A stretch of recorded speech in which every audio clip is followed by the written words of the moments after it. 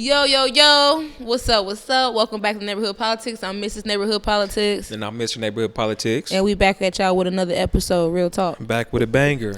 Real talk. How you feeling today? You know how I'm feeling.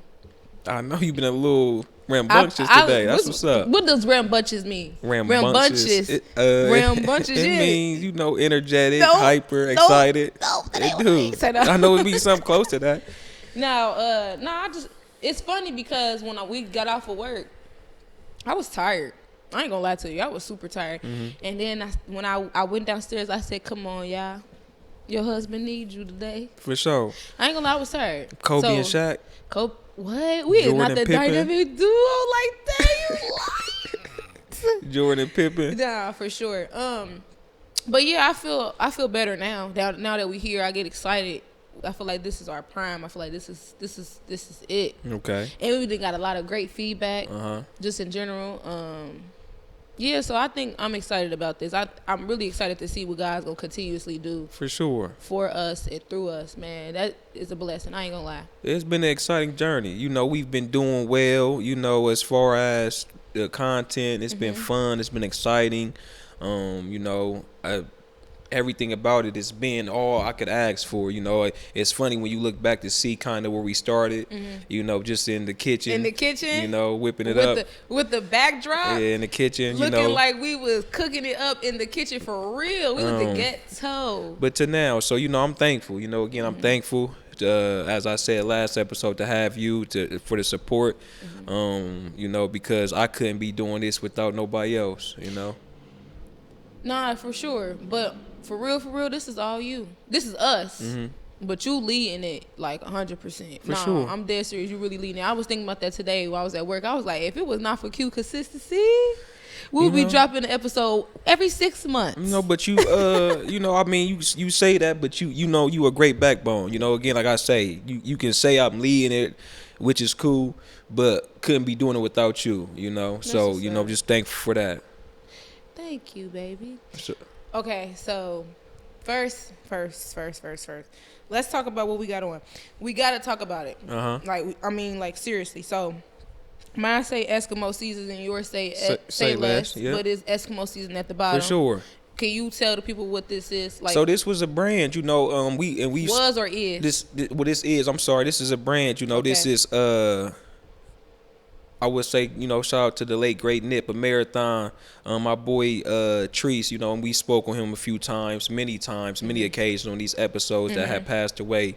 His mom started a clothing line in his remembrance after that. So, Eskimo Seasons, who he called, was what he called himself. I don't know where he got it from. I could just was it Gucci?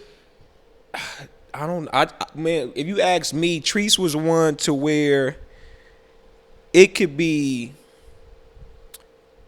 30 degrees outside, and Treese might on some odd stuff. He might pull up on you in some shorts and have the windows down in the car, and he might be in his zone rapping. So I don't know if he was just accustomed to the code and he was okay with it. I don't know where he got the Eskimo from, but it could have been Gucci because he loved Gucci. And then Say Less was something else that he came up with or that he loved saying. So his mom, love her to death. She, came up with some different ideas as far as for the clothing line. So, some hoodies say Eskimo, some shirts say less. And I think it may be it's a whole bunch of different, it was a few different I would say sayings that she went with, but this is just one of two of the few that she has. Yeah, because I remember this was the first. Yeah. I got one, like I had got like 2 hoodies. You got me like 2 hoodies. This was the first, and then when she kind of like rebranded, I ain't gonna say rebranded, but when she was like came out with another drop, it was Say Less. Yeah, for sure. So this definitely, we definitely want to represent for Treese. This his brand. Yeah. Long live the Eskimo. And this episode could be definitely dedicated to Treese. For sure, my boy. Because he inspired today's dress down hoodie / you know what I'm saying, like drip. You know what I'm saying, like just real chill. You know what I'm saying. But what I will say is this: if anybody want us to wear some nice little apparel or brand, go ahead and send it to us. Feel free to. Feel free to, because we be trying to keep it in within the Within you know what I'm saying? season. We be like, let's try to coordinate some way somehow, because eventually we gonna really be on that coordinating stuff. Right now we just we filling it out, seeing how we like it, and putting our own little twist to it. But if it's like a hat, or maybe like some shirts or a hoodie or whatever y'all might want to promote, go ahead, hit us up, DM us. We will be glad, especially if we rock with the movement, we rock what you got going on. We definitely gonna, for sure. We supporting local brands. Yeah, we gonna support some local brands. We support y'all support us. See how that work? The community, all in one. But yeah. So last episode was a great episode. If you haven't, go back and watch it. It's a really, really great episode. We talk about friendships and stuff like that, relationships, and then he thought he did his big one. Yeah, you did. For sure. We did some exciting things last episode. You did your big one. But this episode, what we gonna touch base on? I think you can, I think all in all, you can talk about, we can say social media, and the effects of it, but in particular, the emasculation of, the black man, the feminization of the black woman, desensitization in our black culture, and I think this is the proper word for hypersexualization in our culture as well. So, hopefully these be some interesting topics, because I think they're important to talk about. So what do you feel like is going on with social media and sexualization? Hypersexualization. Hypersexualization. Desensitization in general in our culture, in the black culture. And the emasculation. You said effeminization. No, I said emasculation, and then I said the defeminization, and that pertains to women. Emasculation is for men, the defeminization, it will pertain to women. Okay, so let's start there. So, okay. Let's go back to customs, and what I mean by customs, like how things used to be back in the day, what that was like, as far as growing up being a male, or what we seen, because I mean we ain't old like that or whatever. But I'm just saying, like, let's talk about how things used to be, and then compare it to the now to see if we can kind of make that match up. You get what I'm saying? Yeah. So you say demasculization. What was the masculization like, if that's what we before? I mean, that's a broad question, but in general, we start off with simple as, I laugh at the fact that, our kids, or not our kids, and when I say our kids, but yeah, like our students that we come across, or our mentees, they always laugh at the fact that what our swag was like. We can start there, and not to say that was masculization, but I'm just going to say, it can go there. Yeah, I mean, I'm just going to say, they talk about how our swag was, big tees, big jeans, and so forth. And now, just for us in general, because I feel like, we're fortunate enough that we grew up in a culture, or in a time, in an era to where we experienced both worlds. So we grew up when we were still wearing baggy clothes, and now we're in a era to where it's the exact opposite. So I was about to say exotic. Nah, it do be exotic. It's some exotic stuff, but as far as the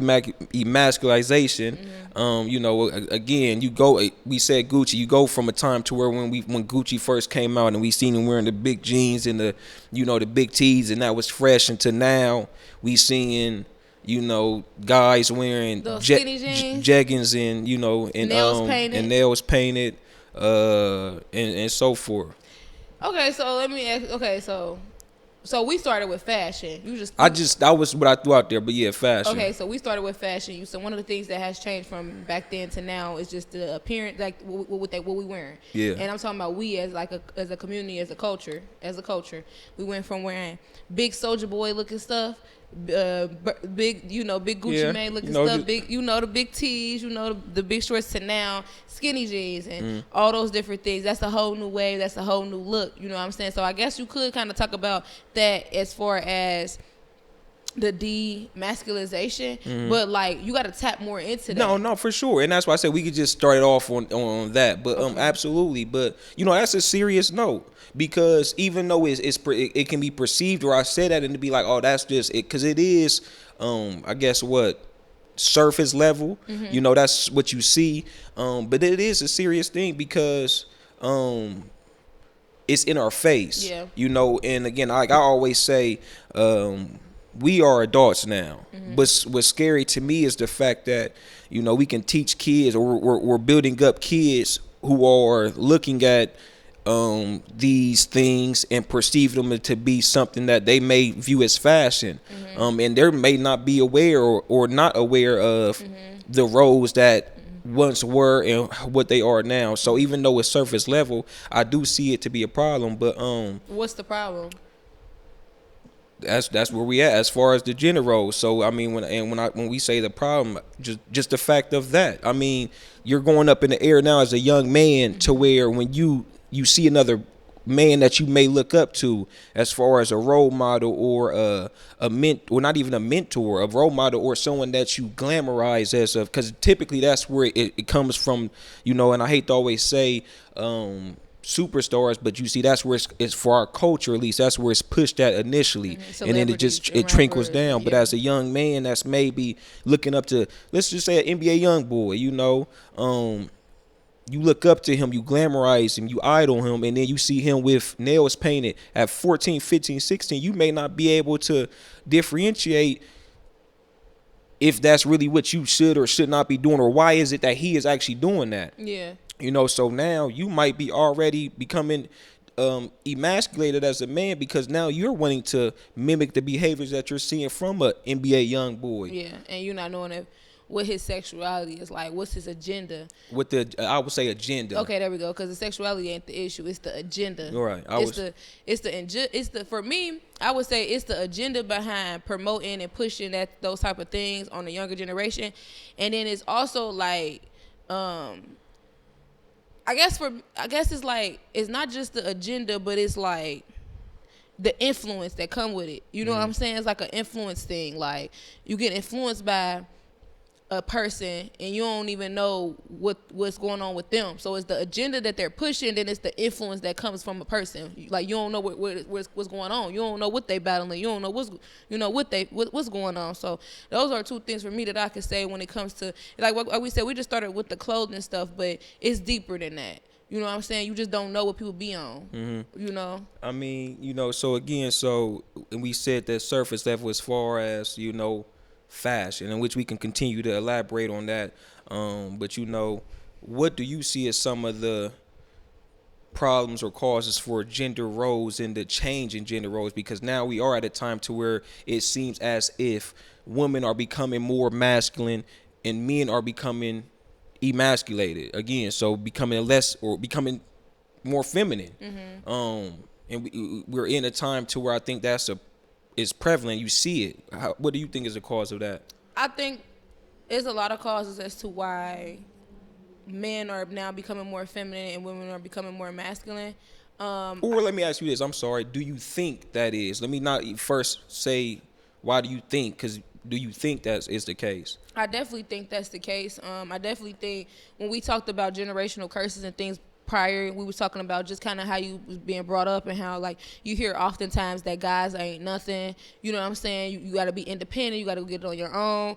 I think that has a part to play with it. I also think the fact that the male's being absent in, you know, families, you know, like in I guess your life or your kid's life or whatever, just being absent father in the home. Also promoted the women feeling like they had to go out and get it on their own, and then just having to feel like they needed to be the leader and take control and all that. Like, I definitely feel like that. I do feel like those are two things that play roles as to, I'm not saying like the male is the issue, right, but I'm saying those are two things that I see for sure. Like, being brought up told dudes ain't nothing, and to view them how they view us. You know what I'm saying? So it's kind of like that, and then also too seeing a male being removed from the home and how they're not there to provide no more. They're not there to be who they supposed to be. So then it causes women to feel like, oh, I need to go do this on my own. Then when they finally do it on their own, they feel like they don't need a dude. So now I'm looking at you like you weaker than me. Right. You get what I'm saying? As far as on that, that's just that. I think there's a lot of reasons or why, you know, as to why the gender roles have shifted. But you feel like the absentee, I guess, is what you would say, is of the black male figure in the home. I would say a strong black male figure is and I mean I would second that, you know, because again, if you have a strong black man, or at least I believe this to be the case, if you have a strong black man in your household, or in your community, if you have strong black men in your community, then that would give you know, other young males and even young ladies something to look up to, you know, and also it will lead to less women feeling as if I got to do it on my own, or I could do what you could do. Yeah. I could do what you could do. You know what I'm saying? Like I not saying that, but I'm saying like that's how women feel. A sense of independence. Yeah, a sense of independence. I could do what you do. So why do I need you? So now I'm taking on this role as a provider, as a whatever. It's nothing that you can tell me. So outside of even just that, I'm just taking on that. So when you take on what a male is supposed to take on, we know God's original intent. We know how things used to be back in the day. The males used to go out. They used to be the providers. And the women would stay home, take care of the house, take care of the family. You get what I'm saying? Where when they start pulling our men up out our homes and stuff, that caused a lot of stuff to happen for the black women, or for women in general. I ain't gonna say the black woman.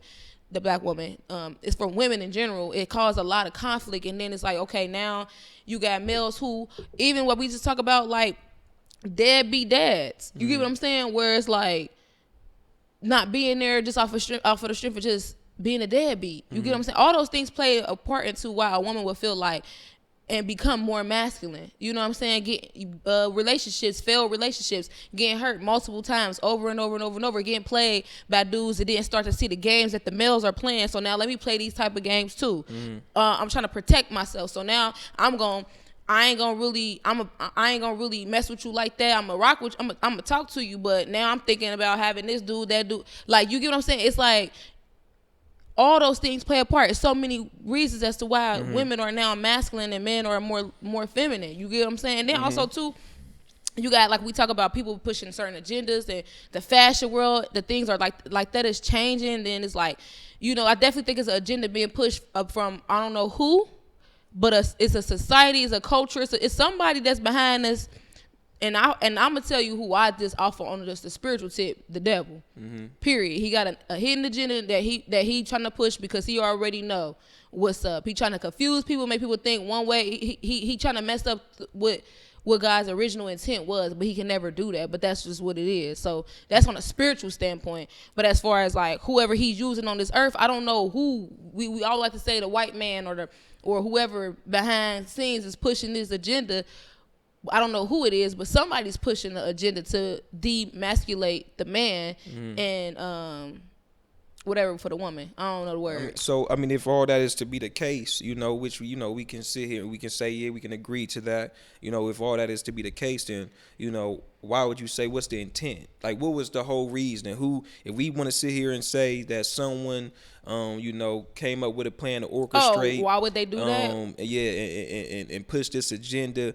What about us? What about our culture made us to where it was like we was once so susceptible to falling victim? And why was we the ones to where it's like, you know what? Let's push that on them and see how it affects, you know, that, you know, them as a whole. You know what it made me think about? It made me think about that movie, They Clone Tyrone.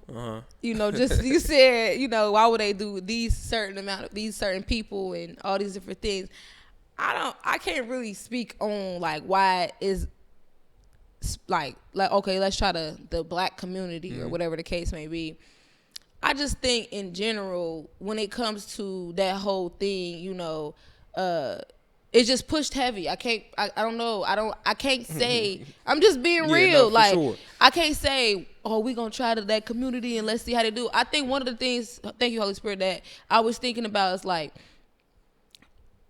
we come from, not we, but I'm saying like as a culture, like from back in the day, like not really having it like that. Like what I mean by that is like we was once slaves. You know what I'm saying? Then we got free from slavery. I know you like where I'm going with this. Free from slavery, get our freedom. You know, we start owning our own businesses. We start doing our own thing. I'm saying that mentality of never really having nothing like that, it causes you to like, when you get an opportunity to get stuff, You start following trends. You start buying all this stuff. I'm saying this to say you start buying. So whatever you see the celebrities do, let me get to the point. The point is you start seeing celebrities and all that. You want to just be hip. You want to just be a part. You just want to, you know what I'm saying, have on the latest designer. So it's like if I see, you just said NBA Youngboy had on Say Less hoodie with some whatever. I'm just trying to be like that. So I'm just trying to fit in. I want to seem like I got the best of the best. You get what I'm saying? What's that jumpsuit that we seen somebody wearing when we went inside of the store that was $900? It's the suit with the flowers on it. Okay, so a lot of people get that, right? Or is getting. Or I that. think it's flowers. Daisies. I don't know. Clovers. Yeah. I don't know. But the whole point of that is if they had that with skinny jeans, you don't think that we would be buying it? Yeah, but I think that kind of goes to like the influence. To kind of, I guess, answer my question. I'm saying. I know, but I think to kind of. Did you get what I'm saying? Yeah, I did go to slavery to here. I think to kind of answer my question, though, I think I would say the fact that we're powerful beings. Of course. As powerful beings ourselves, whether that be black men, black women, and like I say, women of color.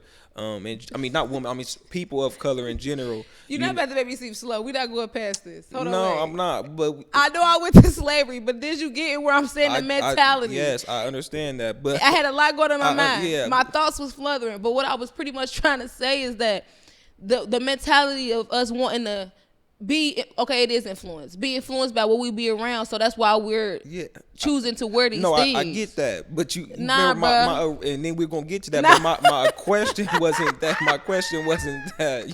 Respectfully, I love you to death. But my question was, why do you think we are the ones, bro? That was the agenda was pushed upon. I'm cracking because I went to but like I say, I think the fact of us knowing how powerful we can be, on a serious note, as a culture, as a I can even wrap that into what you said, how powerful our influence can be. It's a real thing. So, from our music, I think it may have been known, or I think it is known that if we do find a way to bring black men together, strong black men that represent what a black man is supposed to represent, and strong black women together the way that, and for them to model what a strong black woman is to represent, I do think, for whoever, let's just say this agenda, whoever is pushing the agenda that you were speaking upon, it can be scary. So let's go ahead and push an opposite agenda to where, they may fall victim and not be able to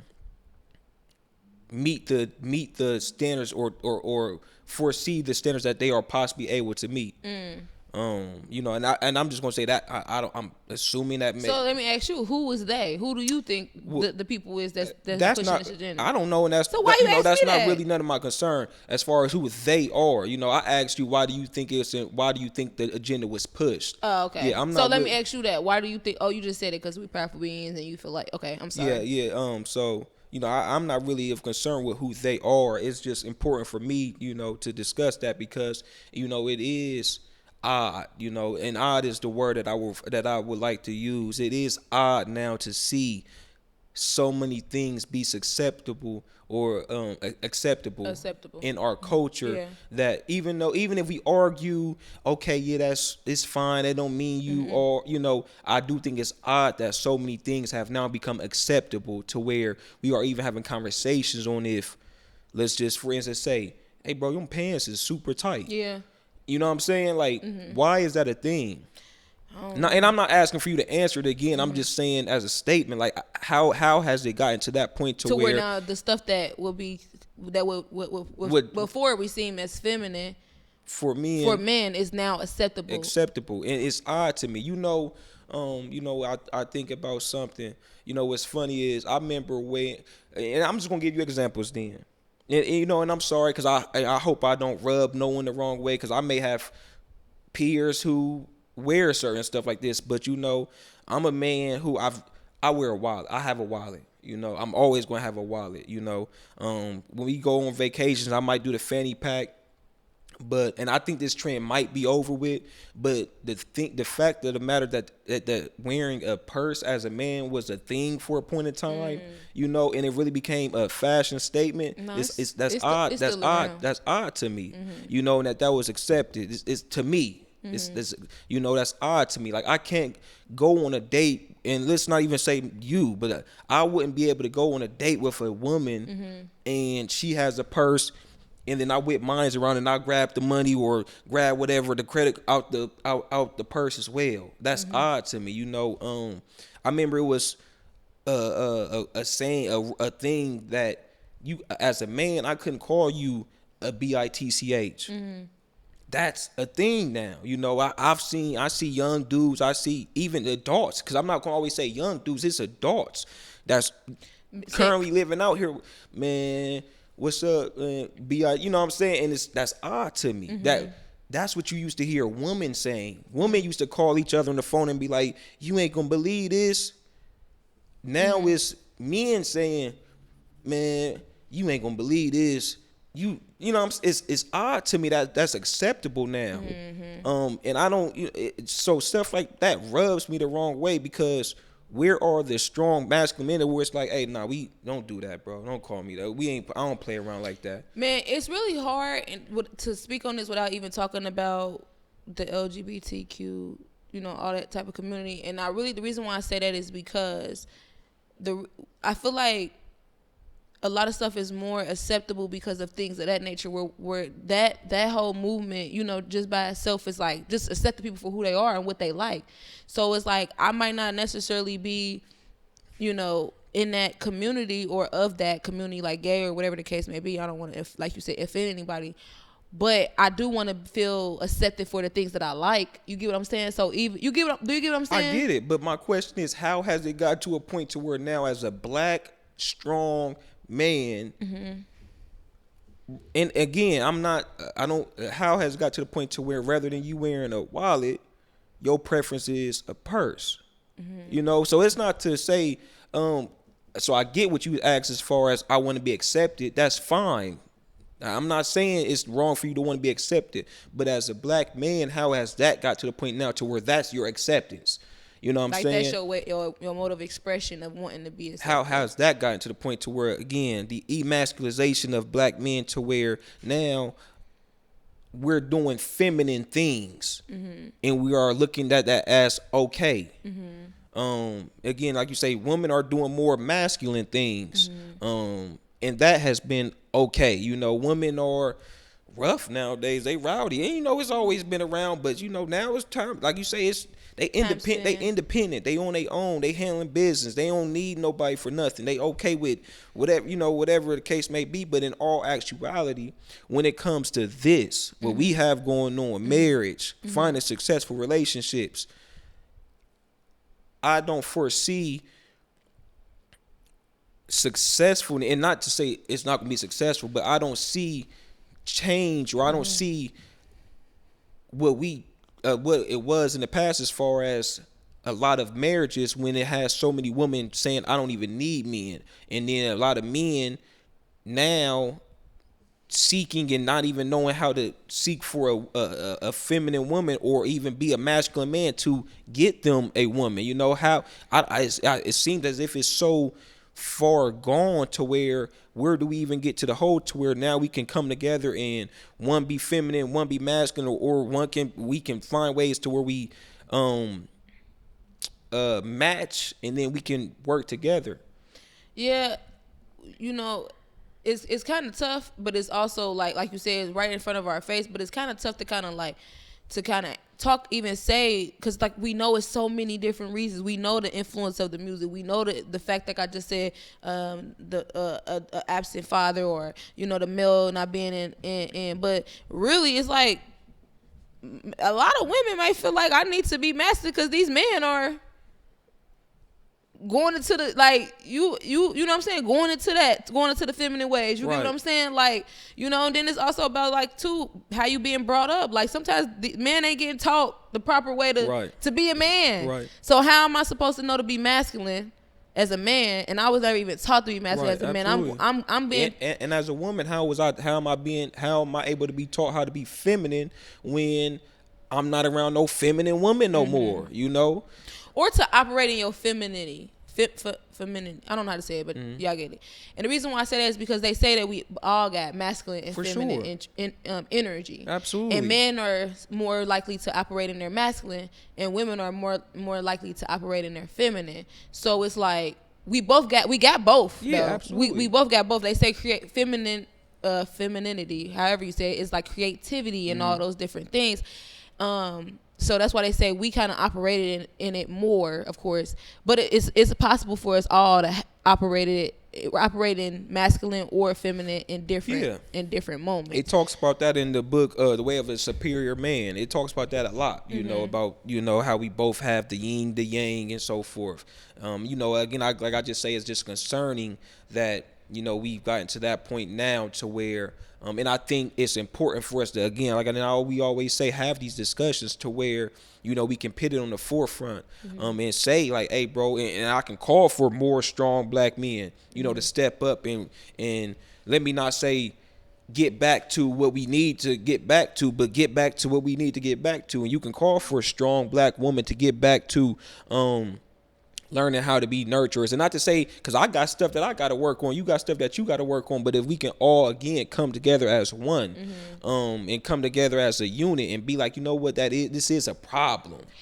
Okay, so this is my thing, like, because one might say that's watching this, like, what's wrong with, like, the only thing that you might have said, it ain't the only thing that you said, but I'm saying, like, this is what somebody can hear. The only thing that you might have said was the way that somebody's dressing. Like, what else? Like, what else is what do you feel that as far as a man not operating in his masculinity? Where else have we went wrong? Like you say, clothes.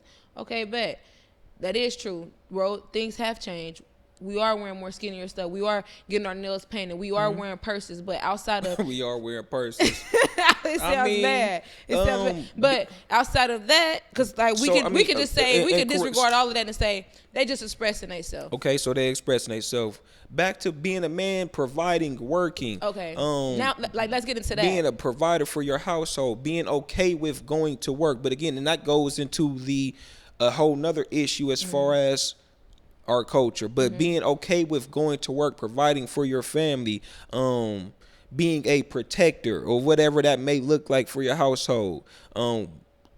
That seems to be at a case to where now is not really present anymore, and I don't know, shoot, it's funny because I don't know if it was the PPP loans or what, but it's like, don't nobody, like, cats ain't trying to work, cats ain't really trying to provide. But again, like I said, that's another topic for another day, as far as how our culture looks down upon a lot of times people that want to do the right things and go and work. Just because you work at McDonald's, you lame or you corny. So we'll shun a man that wants to go to work and be a provider and want to do the right things, which also would then can lead to someone who is a little weaker minded in doing that because they don't want to hear or feel like they are less than a man because they are working at McDonald's, So that's a whole nother thing. Because if I'm working at the Wendy's, if I'm working at the Burger King, if I'm working at the Speedway, and bro from the neighborhood walk in and see me, now I'm lame because I'm working a 9 to 5, making minimum wage. So now that's a whole nother issue. It is. So you saying pretty much just one of the things that you've seen change too is just the interest in man wanting to provide. That was another one. Yeah, okay, I agree with that. I definitely, like I said, we just talked about that. I would definitely agree with that. I think for women too, what I've seen with a lot of women, like I say, like them getting their heart broke has been like one of the main reasons or excuses as to, you get what I'm saying? Yeah. Because if you ever notice, it's like once that happened multiple times, now girls feel like they gotta be up on it. Because we listen to the music. You know what I'm saying? Like, you like Gorilla Glow. I do like Big Glow. Okay. Sexy Red. I'm not saying you like her, but I'm saying I'm just listen to what the type of stuff. She got a song called F My Baby Daddy. Yeah.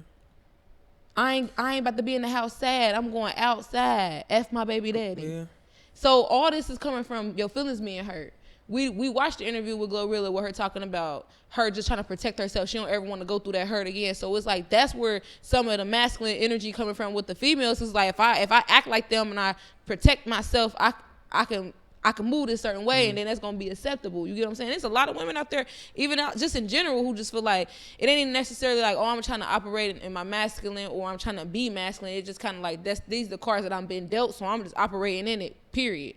You know what I'm saying? Right. But are we at a point now to where even prior to, and we just said this on another episode, even prior to them cards actually really being dealt to you, you already operating in that. And again, like I said, that also. But that's why I said with your parents. Yeah, that also goes back to the generational curses, that generational or the upbringings as far as the lack of a man in your household. So let's say as a little boy, you only being raised around women. So now your only responses and your only ways of reacting is in feminine ways. And that's not, and I'm not saying that's very soft, and like soft reactions to things, but it's like you only are again around women, so your responses mimic how a woman will respond in situations.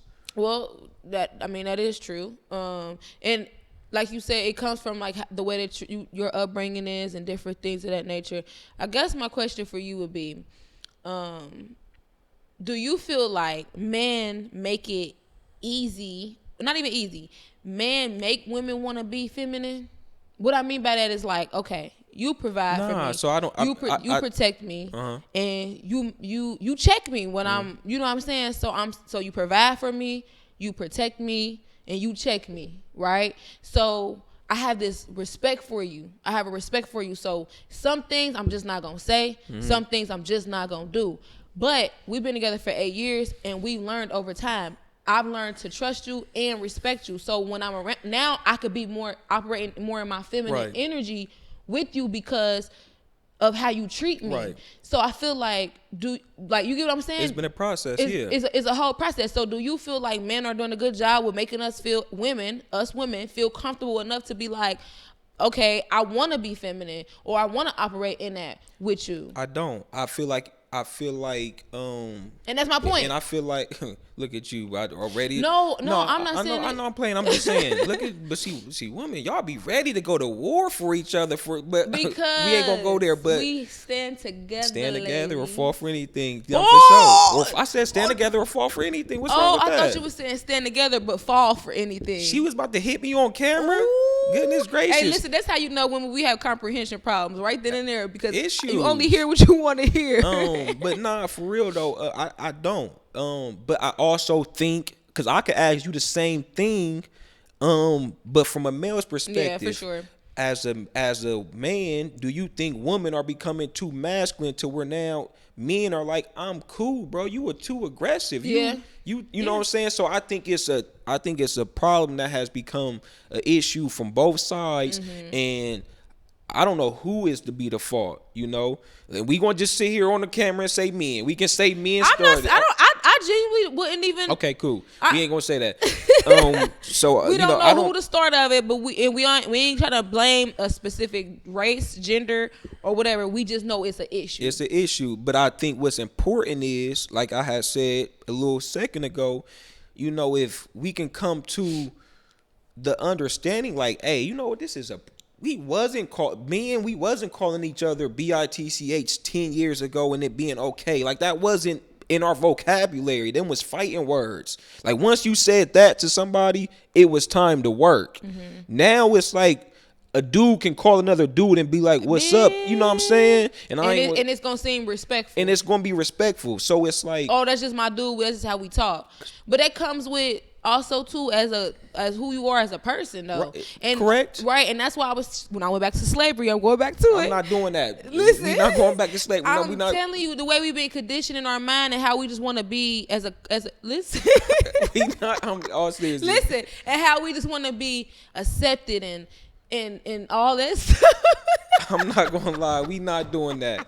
I don't know what slavery has to do with this, because slavery, all honesty, was 400 years ago or plus. No, it's still today. We are we been enslaved in our mind. Listen, I don't know what you want today, but you need to get focused. You funny. I gotta lighten the mood. You too serious. Sure, but I'm still going back to slavery. It's a condition in the mind. It is, Q. So I'm saying, as we have grown as a culture, not trying to be funny. Now I'm being serious. As we have grown as a culture, we've been wanting to be accepted for so long. I get that. So now I'm going to listen. You keep talking about this acceptance thing. Somebody out there is going to literally agree with me and understand what I'm trying to say. And if you do, type in the comments that you do, because he's not giving me the opportunity to carry out what I'm trying to say. No, because you keep talking about this acceptance thing. I told you already. But I'm saying that as a black culture, that's our problem. We want to be accepted, liked, and we want to follow trends. So that comes from... I think that's a different topic. I think what we talking about right now... You know what? You ain't connecting the dots with me. I think what we talking about right now is... If you want to keep saying this acceptance thing, how did we get to a point to where that was accepted? That's a whole nother topic. Again. Yep. As black men. Okay. Again, because you asked me a question, do I feel like we have fell short? As black men, do I feel like black women has fell short? Yes. Of making each other feel comfortable. Making each other feel comfortable with being in my masculine way, or you being in your feminine way. Yes. But that's why I encourage people just to figure out what it is that they want in friendships, relationships, and all that. And I say this to say, because remember I said it's all about how you are as a person. Like, I don't want you calling me out my name. I'm saying as far as you my boy, I'm your boy. You know, two boys. Like, I don't want you thinking calling me a B is cool. I don't rock like that. But that comes with you being like, I'm cool on that. Don't talk to me like that. Even in vice versa with a female or in a relationship. Like, I don't want no woman that I gotta come home and be arguing with and beefing with. I want somebody that when I come home, and that got to be discussed, that got to be talked about, but you got to know what you want as well. And the same as a female. Like, I don't want no man who's walking around here wearing no purse. And I ain't trying to keep saying about a purse. Let me just scratch that. I don't want no man that's walking around here that I'm more masculine than, in the sense of providing, you know what I'm saying, protecting. Like, if I gotta do all of these things as a woman, if I gotta lead, then I'm cool. So all in all, I mean, I think, modeling was strong, getting more mentors, getting more present, active figures of, what you may perceive as a strong black woman, that also has the characteristics of the feminine qualities, and traits that you would want to see acquire, and then as a black man, modeling what I perceive to be a strong black man and carry myself as such, and being those people to where people can see, okay, you know what that is. That is accessible, and then working with other people who are like-minded that wants to do that. Yeah, like, because like I don't. Because I'm sorry, because I think that's at the end of the day we can talk about it, but from the masses' point of view, if you aren't, because we talked about go back to the systematic play of it. You take away the strong black men out of the household and let's just say incarcerate them. Now you got kids raising kids and just teenagers, becoming male figures to other or role models to other teenagers. So they don't have the models of, or we lack the models in our culture, in our community of what the representatives of what we say we are discussing in this situation. Do we lack it, or is it a thing where they're not listening? Because that's another thing too. Like, we can say all day we lacking stuff, but it is like you do have, like, we run into some good people who are modeling the right behaviors and the right things that, especially, that we would want to be like, or like acquire some of those traits of those things, those attributes. But then you got the young people now who don't want to listen, right? And they're influenced by what they're listening to, watching, and all these different things. So it's like, I agree that we probably don't have a lot, but I don't agree that we don't have a lot at the same time. It's like I'm in the middle with that, because it's kind of like I don't really feel the fact that the people that do have the males the role models and stuff that we do have, a lot of people ain't even clinging to, like, because at this point that's not even who you want to be like or be.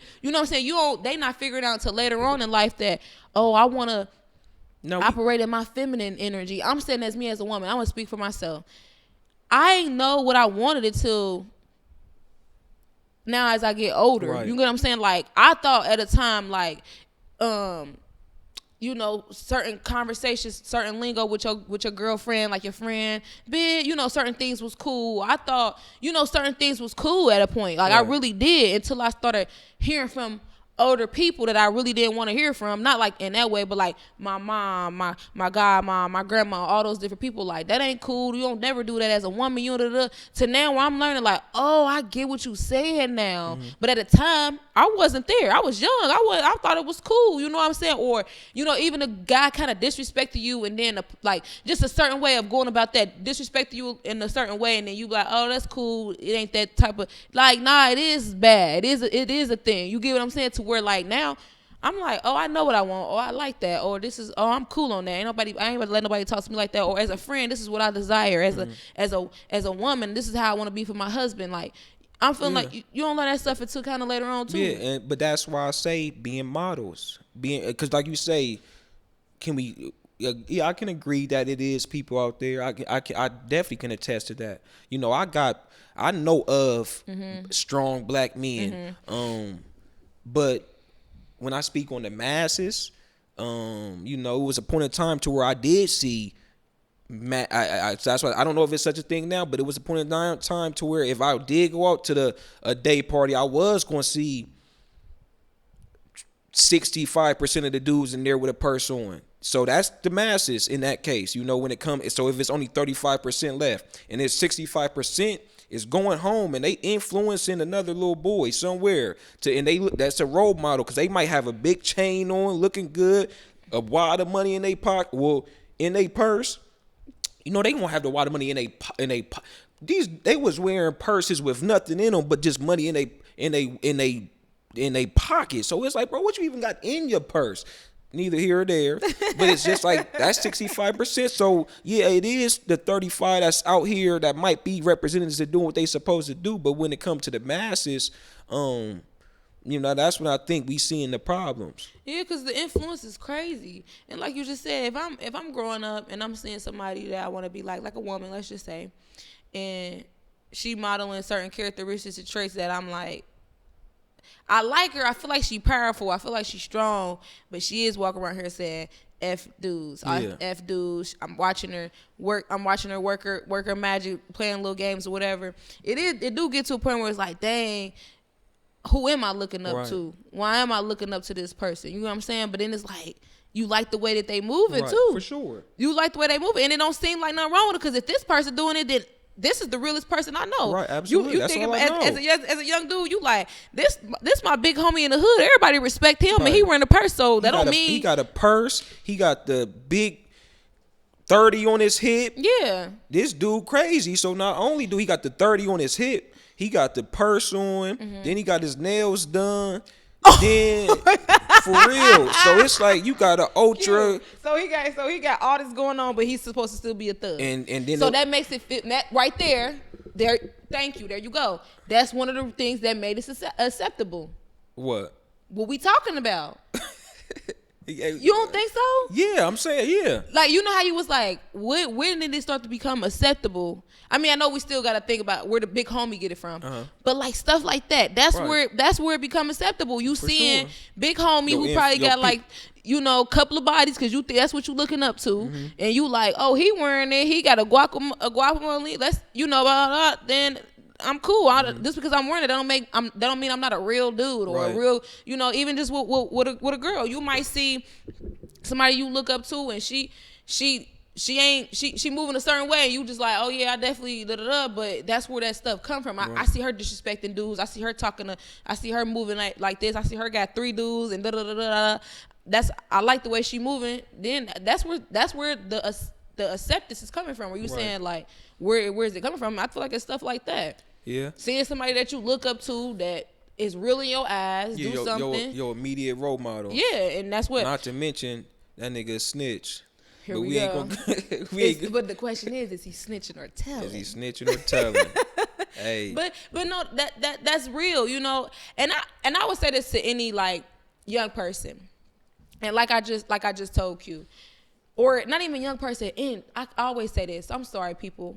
Anybody. Figure out who it is and what it is that you want to do and become. What traits and qualities and desires that you have? What do you like? What don't you like? Don't focus on what the outside world is telling you.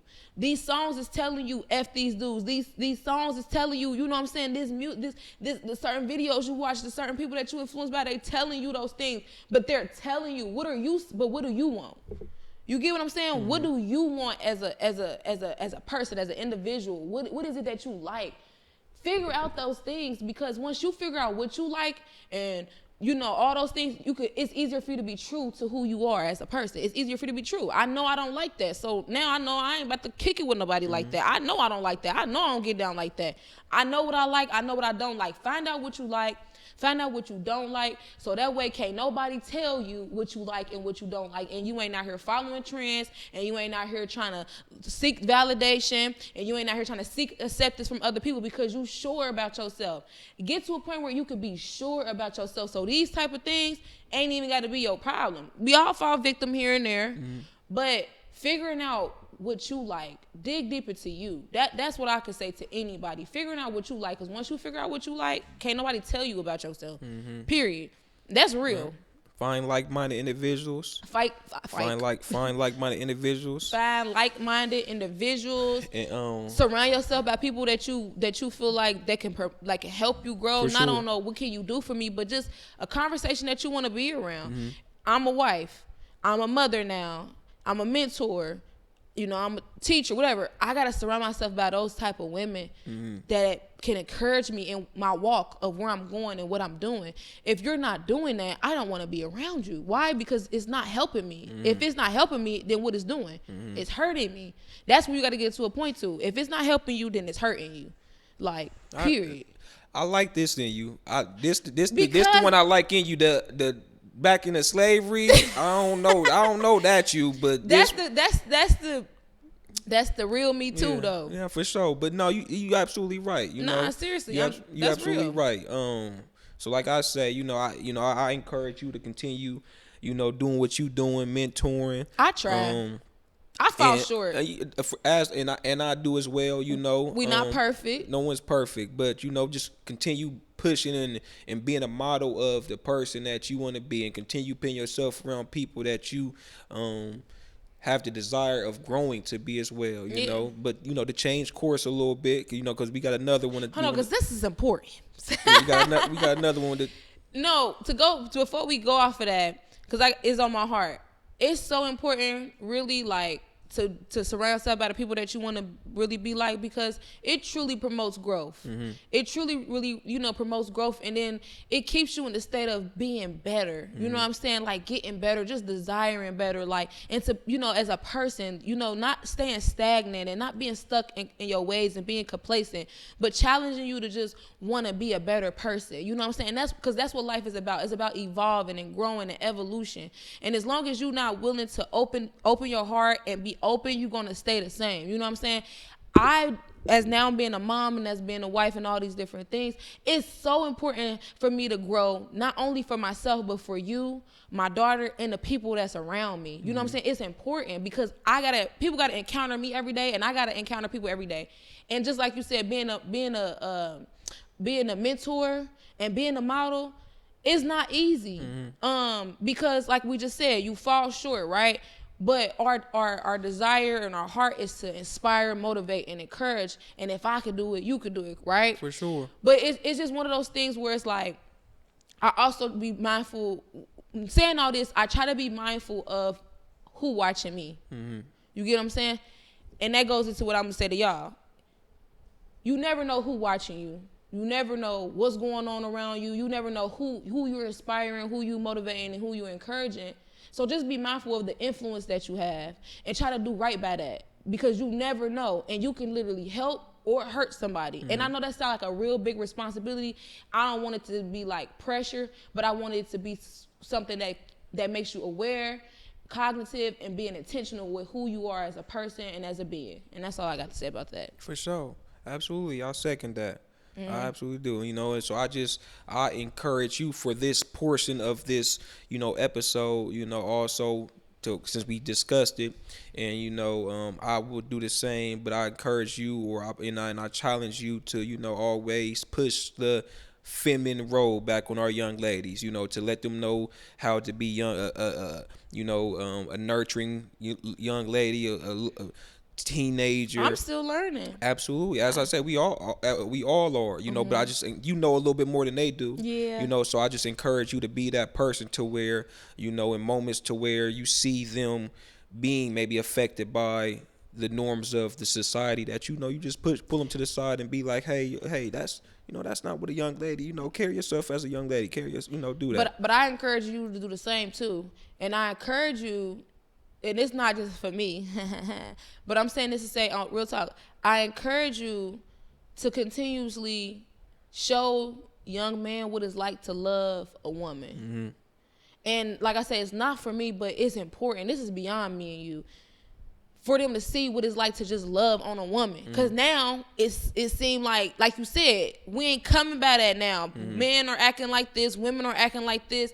Men being providers is not that big of a deal no more. It's so much that's connected to it, but continuously show men, like, your friends could tell you this. Everybody tell you cute, da-da-da-da.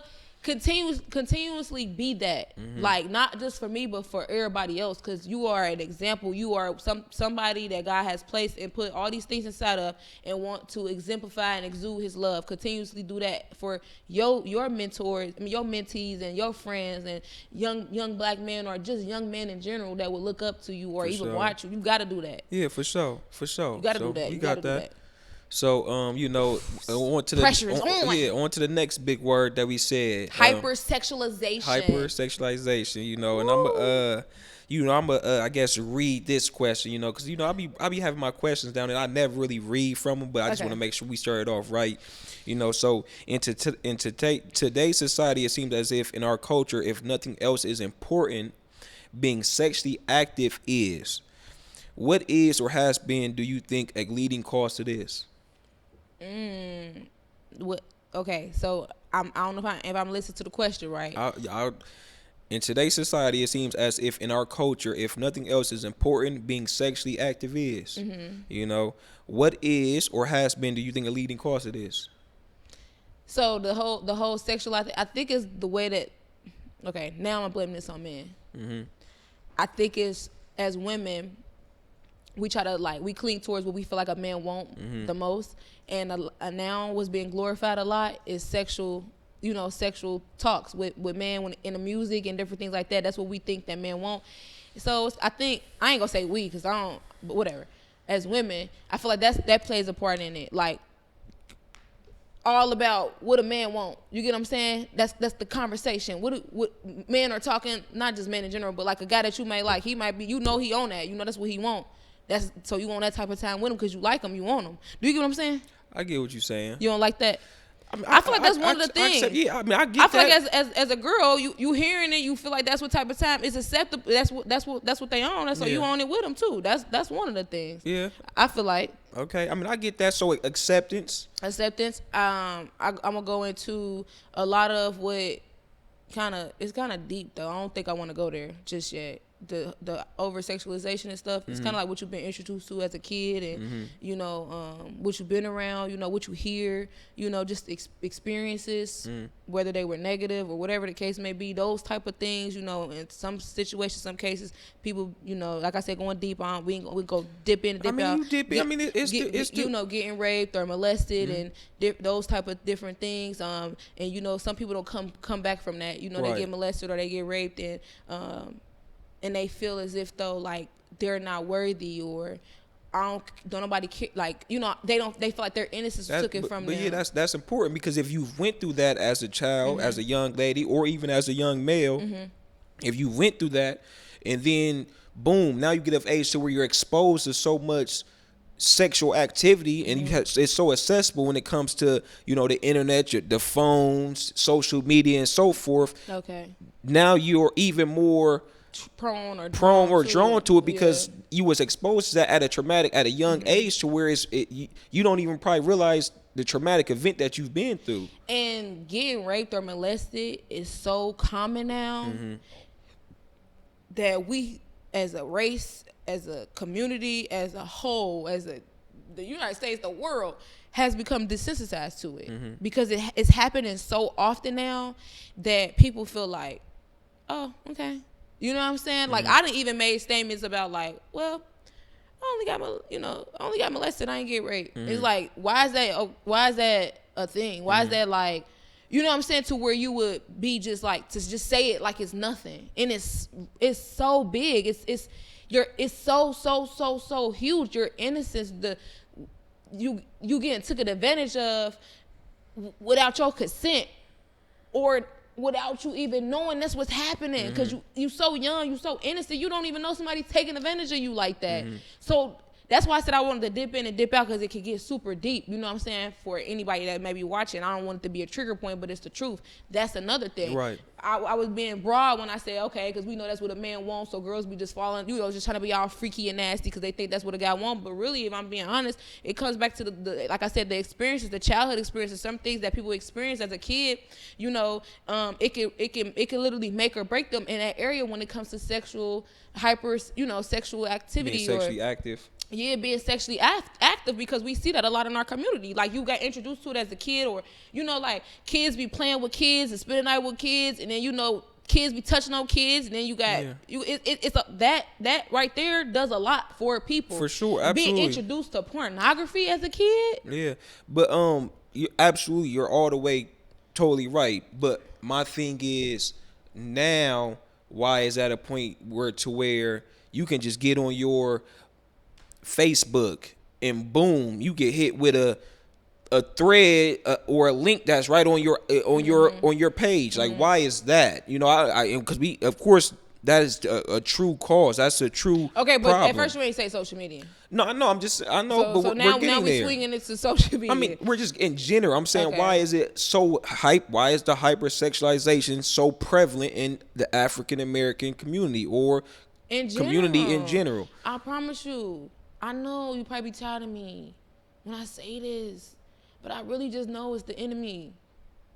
I understand that. I get that. But I asked you that the first dial, and you went on about the slavery. So we not going back to. So back to slavery. So we. I'm serious. I'm saying, why is it so okay for now? So let me just be direct with you now. Why is it so okay to get on social media and a girl you went to high school with, full-fledged, and we just stay twerking? Like, you used to have to go to the teen club to see what it was like to see a butt shake. You know what I'm saying? But now it's just so out Or you there. used to have to stay up to 3 a.m. and watch Uncut and watch the tip drill video. Oh, that's what you used to do. I ain't say that. That You did, because you know what you used to have to do. We Tell the truth. We didn't all been there. But that's the you pretty much saying you had to go to certain heights to get exposed to that get type exposed of to stuff. certain. But now with social media, it's at the click of your hand. Or it's at the click of your hand. It ain't even about the access. It's about the way that women are presenting themselves. But it's not even women, because men do it too. Men are creeps too. Yeah. So it's like, why is it now to where it's so acceptable to be hypersexual? Like, how has it got to that point to where now, women have lost all. And I'm speaking as a whole. I'm not saying you. I'm not saying. I know you ain't saying such me. Because I just know y'all like fighting. I'm just saying, but why as a whole now has women got to the point where now, it's okay with exposing yourself just to the world, man. So. I don't think you be liking my answers, because they just be what I be thinking. The first thing came to my mind just like as the way that women feel about themselves. Like, that has a lot to play and a lot to do with why women are exposing themselves in that way. 100%. For sure. Like, confidence. I like that answer. I mean, but you just be acting like I'm just going to slavery every time. That's not what it is. I'm just saying, but. I truly, truly believe it's just about because the way women feel about themselves. You know what I'm saying? Like, we dealing with, okay, let's go to social media. This is a good one. We dealing with social media where stuff looks picture perfect. And with it looking picture perfect, we seeing girls on there who got these big booties, or who got these da-da-da-da. So as a woman who might have low self-esteem or less confidence, I got to find a way to put myself out there, because I can't compete with Big Booty Judy because she got 1,000 likes. because she got 1,000 likes. So what now I feel like I didn't go get my body did because I don't have no butt. My butt is flat like a notebook, okay? And I want to be liked, and I feel like most men are now attracted to this. And now I'm actually convincing myself I'm not doing it for men. I'm doing it for me because I want to feel more beautiful. I want to feel more confident. So now I didn't trick myself into believing that's why I'm doing it. Now some people do it because it's really because that's what they want to do. But then for most cases, it's literally because of a lack of self-confidence, a lack of self-worth, and a lack of respect for themselves because they're not aware, they're not sure. When in most cases, most men, they might be looking at this Big Booty Judy girl just because she's showing herself like that, but that's not the type of woman that they would want to be with. You know what I'm saying? That's where the complete deception come in. That so it's women, but it's also males like that. That's what I said. Y'all are encouraging this behavior. Yeah, because they're creeps, like you said, because y'all creeps, and that's the type of time y'all on. But this ain't even the type of woman you would want to marry, and y'all make it clear all the time. I don't want no woman that's posting her. I don't want to. But then it's like when you strolling through social media, this is the type of women posts that you're liking. You get what I'm saying? So I definitely think it comes down to a self-worth, like a self-confidence thing, a self-respect thing as a young woman, as a woman in general. Like I feel like that's just what it boils down to. Like when you don't know who you are and you don't know what you possess as a woman, you could get into some real sticky spots. Yeah, for sure. And you could find yourself in some people beds. You could I'm being real. Like you can find yourself in somebody's bed you're not supposed to be in because you don't know who you are as a woman. You're not confident. You lacking that worth. You're lacking that self-respect. So it's easier for you to fall victim to feeling like, let me post a booty pic. Let me post my boobs. I want some attention because you know when you post this picture, you're gonna have 20,000 DMs, bro. Right. And in those 20,000 DMs, you know it's really because of what you posted. But you gonna make it seem like it's because you that girl, but it's really not because you that girl. It's because of you showing your body. And then you start dealing with a dude who is only talking to you because of this, and then y'all link up. I'm just going to no, let me hear me out, because this is where it goes into where the masculization, and I was talking about getting hurt. Y'all link up, y'all do what y'all do, you get hurt, and now you mad, and now all this. You know what I'm saying? This is a trickle effect, bro. It all ties in with each other. Yeah. I don't care, but yes, that's why that's one of the reasons. That's what happens. A lot of women are very have low self-esteem, don't know their worth, have no respect for themselves and different things like that, and want attention. So now that's why it's at the drop of your fingers. A woman want to be liked, want to be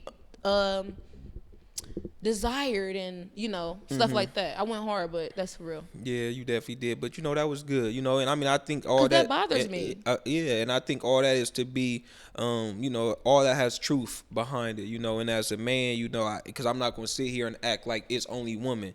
Again, as men, the lack of, and I always just go back to, I say the whys. Like why? Because we know it's but how is we got to this point? Because with men, y'all post, not you. I'm sorry. Yeah, but as men, again, because we get to the post, but I'm saying also, and I think back to my first experiences with, having sex or being exposed to sex. It was, and not to say that it was like I'm mad or I'm like, I was taught wrong, but it's like that's what men were taught. You were taught to, bruh, get them bodies, to catch them bodies at an early age, and if you haven't caught them, then you a lame or you corn or you ain't, Yeah, you ain't getting no. Let's just keep it real. You ain't getting no booty. Yeah, so I think as a black man, we can do a lot better job at valuing women, and teaching that appreciation and teaching that and helping teach that worth because But better yet, as far as young men, you just said it.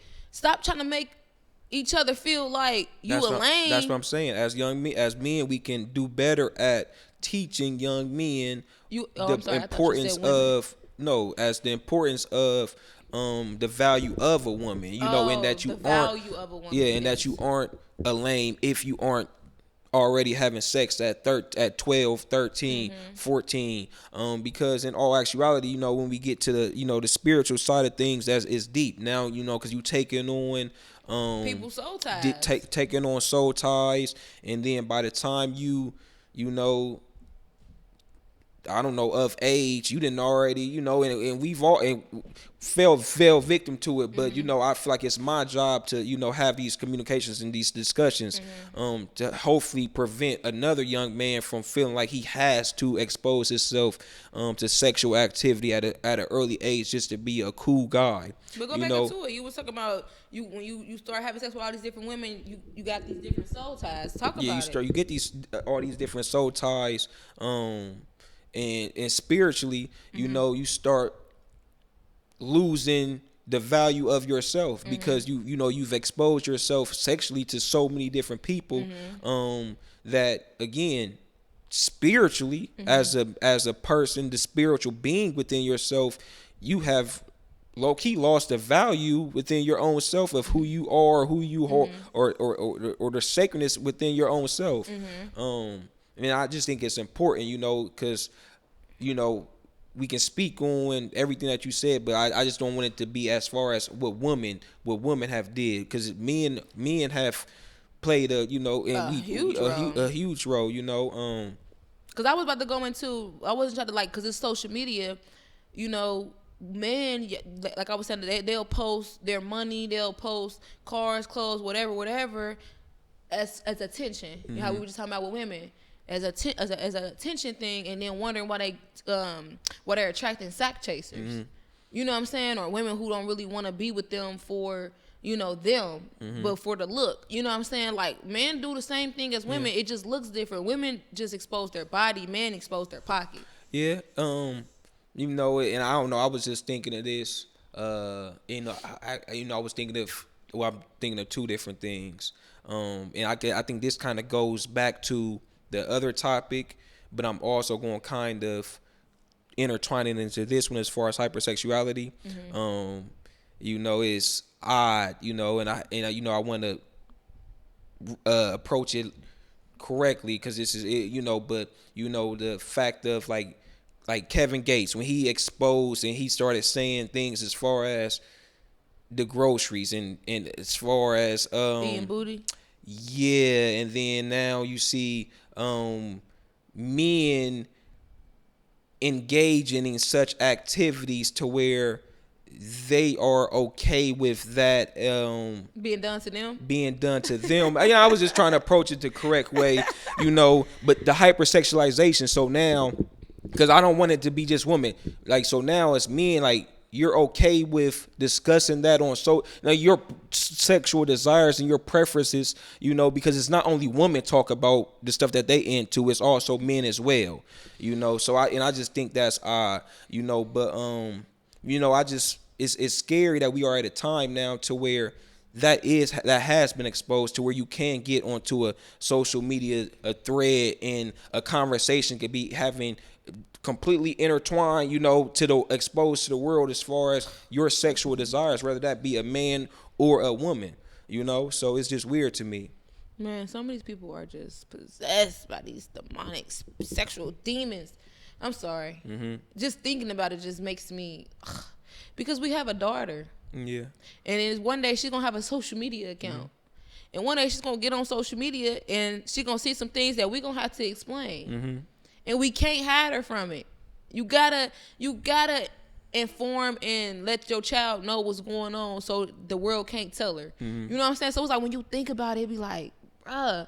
But that's why as parents, we gotta teach her the importance of valuing herself and, you know, pouring into her so she don't feel like she gotta do and seek, and also trying to protect her as much as we can from people that are hypersexual. I mean, we can't stop conversations she's gonna have in school, right, and different things of that nature. But as far as her surroundings and who we choose to let watch her and she around, we could protect her from certain things. So again, I think, you know, kind of like we said with the last one, just being models, you know, and just trying our best. And you're just speaking in terms towards thinking, you know, having a child, which is important because that's what's coming up, you know, the children. You know, it's funny because when we was in school, I'm gonna say 15 years ago, it was dress code. It's still dress codes now, but I remember like the young ladies, like it had to be fingertips, for sure. Fingertips for I believe skirts, shorts, whatever. And I want to say We used to try to put our fingers up so we could still wear it. I don't recall, but I don't think leggings even was a thing back then. So I mean, we had leggings, but they weren't like not as much as like they started coming kind of later, and then when they did, it wasn't like how they are now. Right. Like, so you know, so my point is, what's scary though is because you brought up having a child is the exposure to where, and I don't know how with all school systems, I don't know how it's like anywhere. You know, maybe.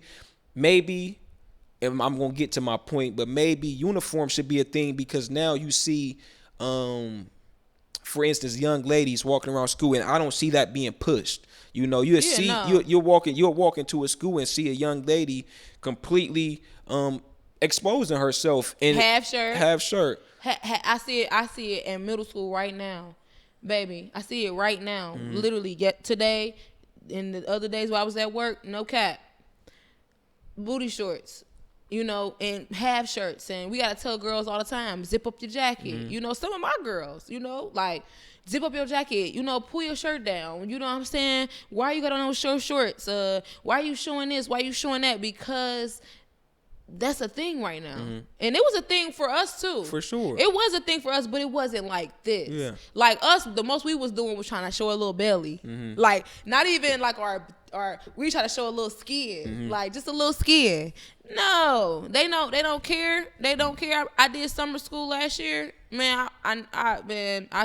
It's a problem. So it's a problem. So we know that. So I don't know. And I was just thinking, you know, maybe a cure for that, you know, because again, I'm trying to figure out how can we fix these problems, you know. But I truthfully think, you know, and I don't know who would be the person to make this call, but uniform across the board. Uniform across the board. You gonna ruffle some kids' feathers. It is what it is. Because y'all need to learn how to dress. Because again, we are in a society to where you are exposed to the hypersexual activity on the internet. You are exposed to it in the real world, and then I can go to school, let's just say even as a young boy, and see a young girl walking around with leggings on. Yeah, you know, it's too early. Yeah. So it don't matter if I'm you know, roughing a little kid. The truth of the matter is quite frankly, at this point in time, probably uniform should be, you know, across the board, because now we all in the same khakis and we all in the same white button up. I agree. And to be totally honest, it's cheaper for parents because all you got to do is buy a uniform and, you know, so forth and so forth. But yeah, I mean, they is walking around like that. He can't do nothing about it. I mean, you can, but you can't. I think we need it's a lot that we can do to change that though. Like you said, uniforms, having people come to school, talk to all the girls, having somebody come to school, talk to all the, you know, the boys about dress etiquette, you know, like, you know, dress attire and different stuff like that, like just a general, because I think the problem is a lot of them don't know where, like time and place. They don't know time and place.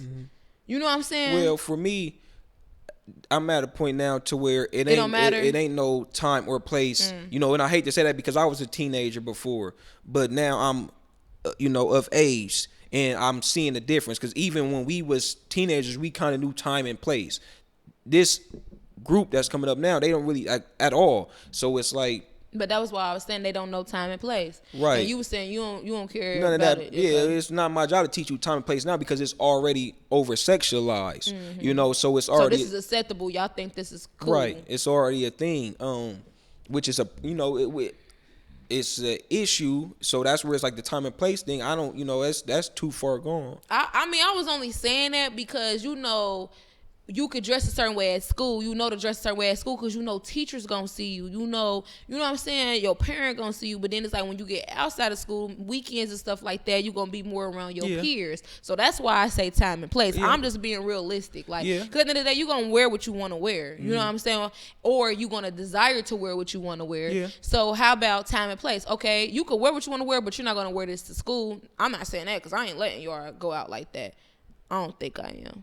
You know what I'm saying? But I'm saying that's why I say time and place. But so, you know, another thing, you know, again, because I would just say the hypersexualization of it in our culture. And I speak on our culture because I don't really know what's going on elsewhere. And I'm sure it's problems going on elsewhere as well. No, but it's because like, they be wearing shorts. But no, I'm talking about a whole different thing. You know, because again, you know, like OnlyFans. how have we got to the point now to where, and I keep saying how we got to a point, even though it's the same question, but it's like that's pornography. But but that's my point, and I'm trying to figure out how to approach it. But it's acceptable now. You know what people will argue about that? Because with OnlyFans, it doesn't necessarily have to be sexual. You could do an OnlyFans for anything, like say we could do an OnlyFans for behind the scenes of neighborhood politics. Right. That's why I'm just not defending it, but I'm saying, oh, okay, that would be what somebody would say. So that's probably why it would feel acceptable. But okay, so to my same question as far as with the last topic, how is it became so acceptable to where you are a girl that I went to high school with, and you are selling the OnlyFans for it has become acceptable because of the people that they're influenced by, what is being seen done by certain individuals. Oh, you can make money off of this, and it's okay, bet. That's why I seem acceptable. The people that they're seeing, the people that they're looking up to are, that has a big influence. It ain't gotta be celebrity, just an influence. Everybody has a certain amount of influence. For sure. It don't matter what it is. It don't matter if it's cooking, eating, sleeping, creeping. Everybody has an influence. Somebody's gonna be influenced by you. Period. That's why I just said what I said prior. Be mindful of what you do with your influence, because somebody's gonna be influenced by you, and you could be influencing people to go the wrong way all day, and that's what be happening. Now, some people might argue, I ain't signed up to be nobody's social worker or mentor or but that's not the point. You know what I'm saying? The point is to make sure that you're not influencing somebody to go the wrong way, because you know when you're living right and when you're living wrong. And maybe you don't know. Maybe you feel like my way is the right way. Just be mindful, because people are watching you, period. Eyes are everywhere. But it's the influence, I would say. Just the influence, period. Because somebody somewhere made OnlyFans and said this is what can happen. And then somebody of influence, whether it was celebrity or somebody that they know, did it and had a great outcome, and it feels like if they can do it, why can't I? That's just real. And I mean, I know all that to be true, but and I just I hope, and I truly have the desire, and I hope this page can help bring positive influences to someone to where they are knowing, because at the end of the day, we know these answers. I'm just trying to, have a conversation to bring light to it, to where we can discuss the worth, and that's even with, young males and young ladies, again, young males of being exposed and trying to push and feel like it's cool to have sex at such a young age, and young ladies to know your worth, to where, bro, you the reason why all this run, you know what I'm saying? Like, you the catch, you know what I'm saying? You the chase, and so knowing the value of a young lady, to knowing nah, don't just expose yourself to a young dude just because he acting overly thirsty just to go back and tell his boys he finally caught him a body and he ain't a virgin no more. Not knowing your worth and knowing I ain't going out like that. So I just think these conversations are important, because it's sad, because like I say, 10 years ago, 15 years ago, you couldn't just log on to Facebook and see a OnlyFans link. You couldn't just log on to a Facebook and see someone discussing or okay with openly discussing their sex life. Yeah. That's all this is about, just bringing these conversations to light, to where it's like maybe this comes across someone's page who does that, and they be like, you know what, I am tripping. I do need, I am worthy, to where I do need to this needs to be, I'm not saying you ain't supposed to have sex or be a freak or whatever it is, but knowing it's a time and a place for everything. And, my worth is more important than the acceptance that our culture has pushed as being what makes you popular and what not popular, because that's all it's about.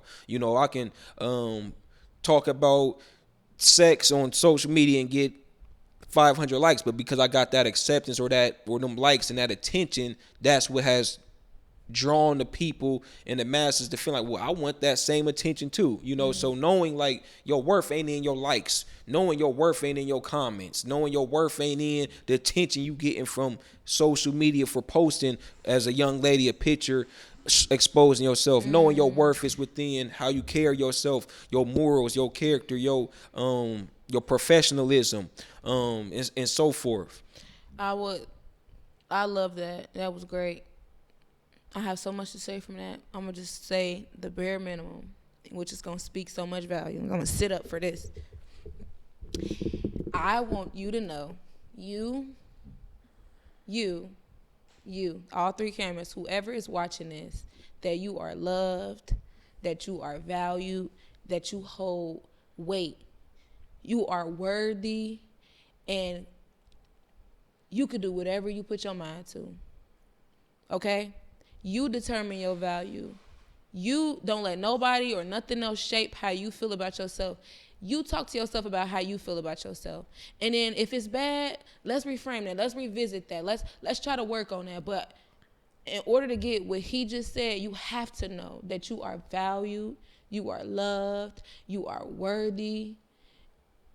And you can do whatever you put your mind to. Period. I just have to say that because I think a lot of women and males don't understand or don't know how much weight and value that they hold. And if you know that, or if you start to learn that, you could do so much with that. It's so powerful.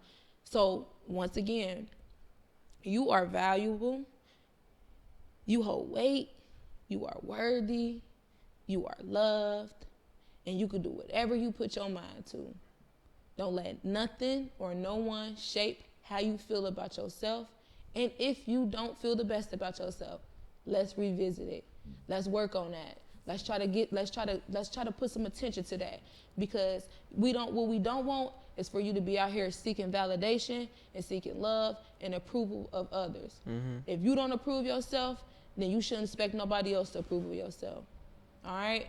You are loved, you are valued, you are worthy, you hold weight, and God loves you. I gotta say that. And again, you know, the validation. What's important is, you know, I guess I can say, I challenge black men, you know, to stop validating, you know, because, that's a good one. you know, if we stop validating, because let's just say we the problem. Yeah. Let's say the fact that we like DM, creep. The fact that we do that, it gives the attention that someone may be seeking. Yeah. That someone they may be looking for, because let's say again, let's blame it on because of the lack of black fathers in the household.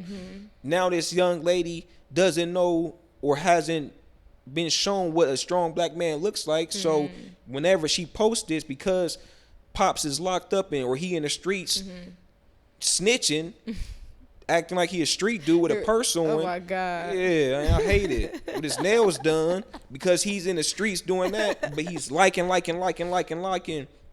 somebody else's baby mom's picture that's still getting the likes and the validation. So as black men, you know, we at fault. You know, let's challenge each other to where we be like, you know what? Let's stop doing this, because then what's going to happen? You know, women ain't gonna be doing it. Blame it on us. Women ain't gonna be doing it no more. I'm just laughing because somewhere in the United States of America, somebody watching this like, man, I ain't about to do that. For sure, they ain't. Absolutely. I'm just cracking 99.999% of people ain't gonna do it. That's the truth. But the fact is, if we was to go this route, it would change things. If women was to know their worth and black men stop being so creepy and horny and thirsty, then things could change. Things would change. Things could change. You wouldn't see women posting pictures with they bodies out, because men, we have been probed and now we're saying, you know what? Nope, we ain't liking that. Yeah, I'm cool. In all actuality, and I don't even like Drake, but in all actuality, like Drake said, what do you say? Sweatpants, hair tied, chilling with no makeup on. That's what. That's when you the prettiest. That's what you the prettiest. I hope that you don't take it wrong. In all actuality, bruh, y'all know that's the truth. I will say that about Drake. I don't know if you wrote the line or not, but that was the truth. Wow. You know what I'm saying? Pew, pew, pew, pew. You know that's the truth. So it's like, But that ain't what we liking. That ain't the picture that we gonna like. But that was my point. Yeah, that ain't the picture that we gonna like. We gonna like the opposite. But in all actuality, we think that that's the most attractive. When you really pretty and you chilling with just in the crib by yourself. It goes back to what I said. That's why you have to know what you want and what you desire. Because if I desire a man that's a provider, a protector, and I want a husband, I have to present myself as such so I can receive that type of man. But if I want that type of man, but I'm out here presenting myself in a whole different light, how can I expect myself to receive the man that I want? And vice versa as a man. You know what I'm saying? You say you want a woman that operates in her feminine energy, but you are out here entertaining bodybuilder, right? But that's 50 Cent, hardcore man, right? But that's why I say, as men, I challenge men. Then because let's say we are the ones at fault, and I honestly feel like we could be a cause of a main reason why it could be a change. Because if we was to be like, what, we ain't gonna be liking them pictures. We ain't gonna comment. We ain't about to send 30 DMs to the same girl and hope that she respond. Then it wouldn't be happening.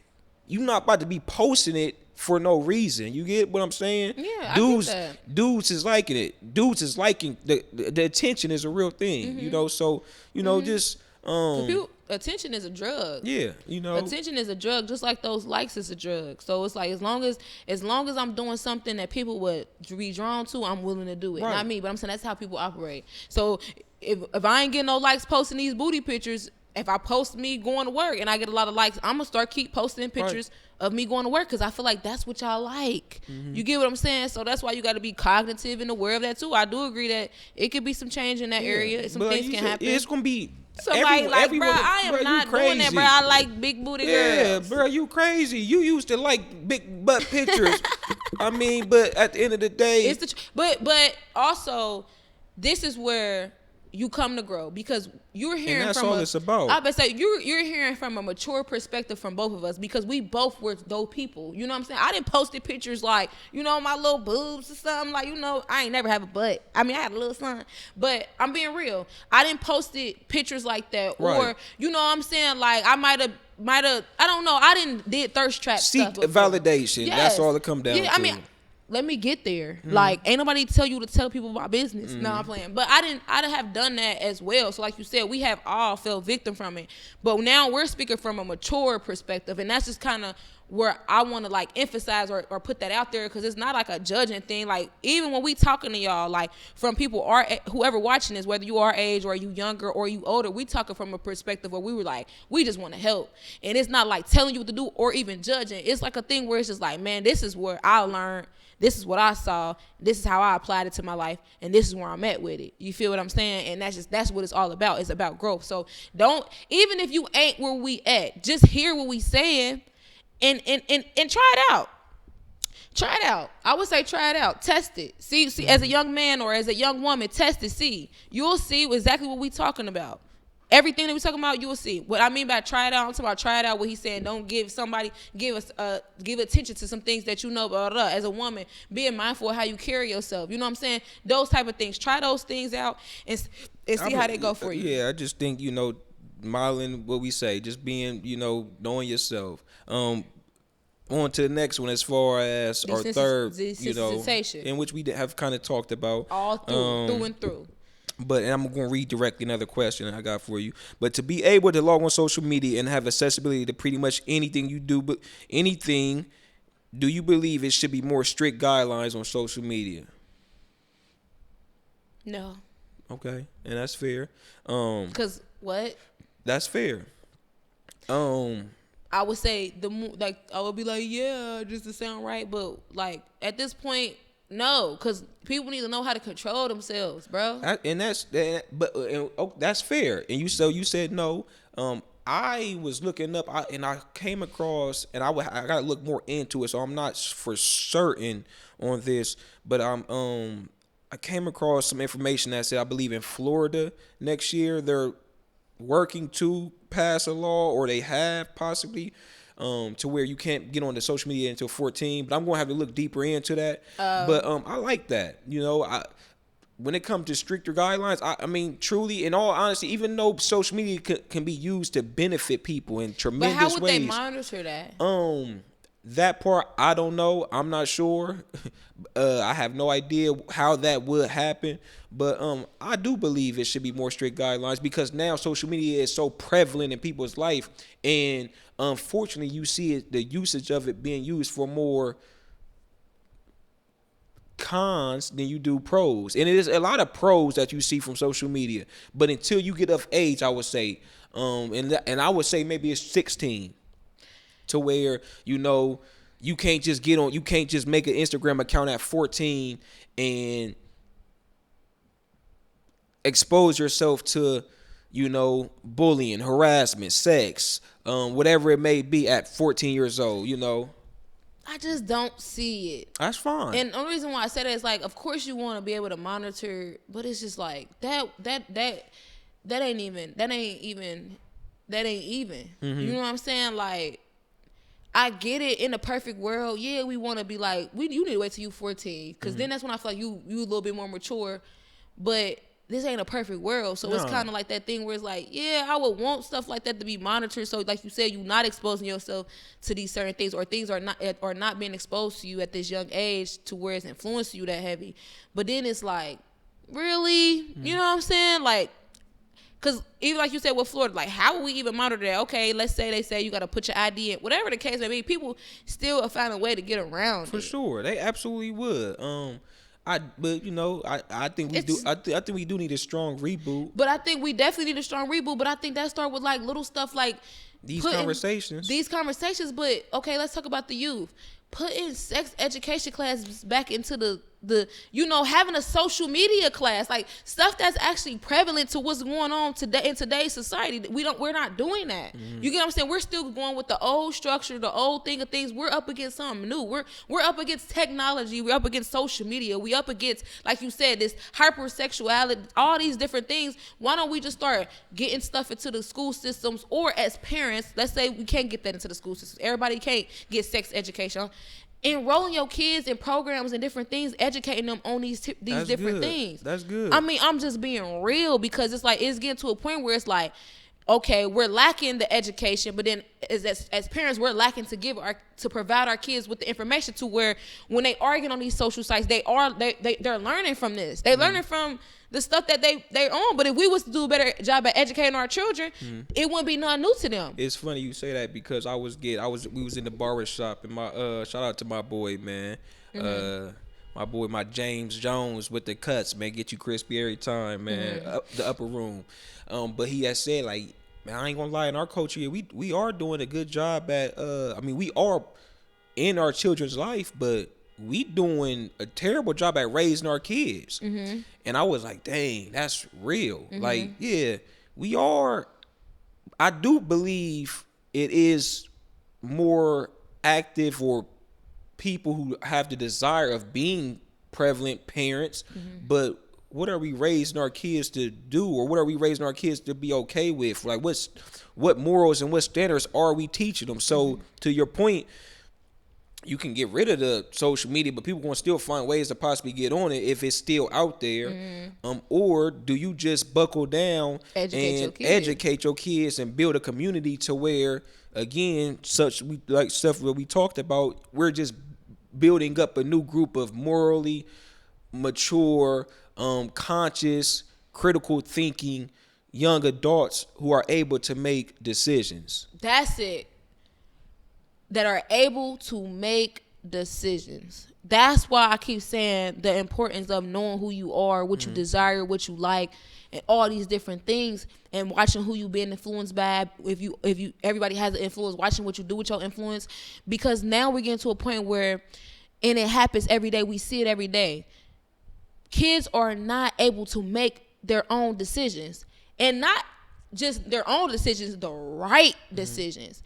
That part, decision making, has become so hard right now in today's society. But again, I think this is another topic, but that goes down to the critical thinking skills. You know, we've really You know, and I don't know if the school system itself has. I think it's just the world that we live in is odd that the development of critical thinking skills have diminished. Yeah.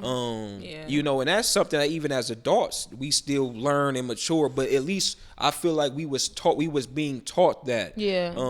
at an early age, the critical thinking skills. Now it's like we're not even teaching that. So the kids aren't even learning the skills of critical thinking. They're not even learning, okay, I mean, and I can't say they're not, because yeah, you would love to believe that most kids are said, if this happens and this is the results, but critical thinking is deeper than just the surface level of do this is going to happen, or you don't do this and this is going to happen. It's definitely deeper than that. So you know, I think like you say, maybe scratch the getting rid of social media in general, because like you say, I guess if it's around, people are still gonna find ways to get rid of it. Although, you know, I wish it was a way that we could monitor it to where you only can get on it of age, or let's do this, maybe a time frame. I don't know. That would be something that's completely out of my hands. You know, I hope they don't ban TikTok, because you know, I love TikTok. TikTok actually been pretty cool, but maybe if it is a thing to where once you pick your age in, maybe it's